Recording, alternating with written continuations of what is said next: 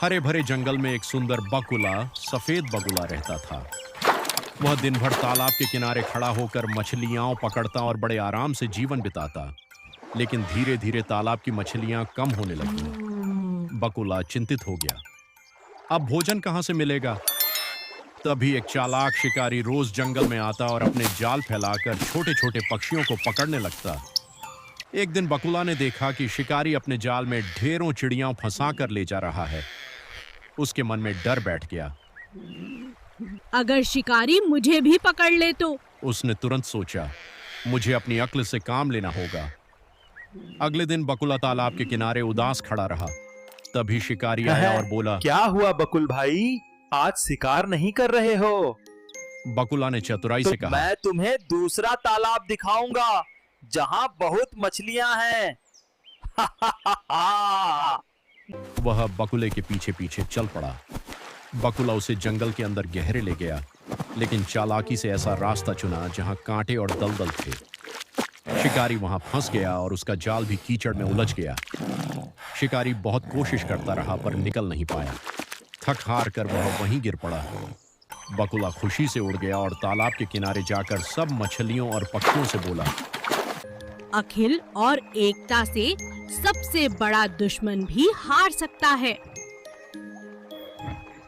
हरे भरे घने जंगल में शेर, हाथी, भालू, हिरण, खरगोश और तोते सभी साथ साथ रहते थे। जंगल में हर कोई अपने अपने ढंग से खुशहाल था।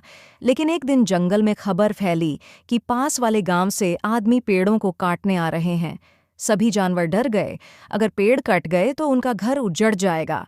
तभी तोता बोला, हम सब मिलकर जंगल को बचा सकते हैं। अगर हम सब एकजुट हो जाएं तो कोई हमारा नुकसान नहीं कर पाएगा। शेर ने दहाड़ते हुए कहा, सही कहा, हमें एक होकर इंसानों को समझाना होगा। हाथी ने अपनी सूंड उठाई और सबको ताकत और साहस का भरोसा दिलाया। अगले दिन जब लोग जंगल में कुल्हाड़ी लेकर आए तो शेर दहाड़ा, हाथी गरजा, भालू खड़ा हो गया और पक्षियों ने जोर जोर से चीं चीं की। गांव के लोग डर गए और भाग खड़े हुए। उस दिन के बाद से सभी जानवरों ने जंगल में एक बड़ा उत्सव मनाया। उन्होंने नाच गाना किया और कहा, जब हम सब मिलकर रहते हैं तो सच में जंगल में मंगल होता है। हरे भरे जंगल में एक छोटी सी गिलहरी रहती थी। वह बहुत चंचल और फुर्तीली थी। दिन भर पेड़ों से कूदना, खेलना और इधर उधर भागना उसका शौक था। एक दिन जंगल में बहुत ठंडी हवाएं चलने लगीं। धीरे धीरे सर्दी का मौसम आ गया। सभी जानवर अपने अपने घरों में खाना जमा करने लगे। चिड़िया दाने इकट्ठा कर रही थीं, बंदर फल जमा कर रहे थे, लेकिन गिलहरी खेल में ही लगी रही। उसकी एक दोस्त कौवा बार बार समझाता, गिलहरी बहन, ठंड बढ़ेगी, खाना इकट्ठा कर लो वरना परेशानी होगी। गिलहरी हंसकर कहती, अरे अभी तो बहुत समय है, बाद में कर लूंगी। कुछ दिनों बाद कड़कड़ाती ठंड पड़ी। बर्फ जम गई। पेड़ों पर फल सब्जियां नहीं मिलीं। सभी जानवर अपने घरों में आराम से भोजन कर रहे थे, लेकिन गिलहरी के पास कुछ भी खाने को नहीं था। वह ठंड और भूख से परेशान हो गई। तभी उसे अपनी गलती का एहसास हुआ। वह रोते हुए कौवे के पास गई और मदद मांगी।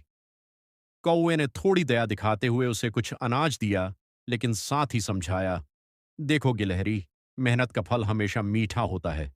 जो समय पर काम करता है वही सुख से रहता है।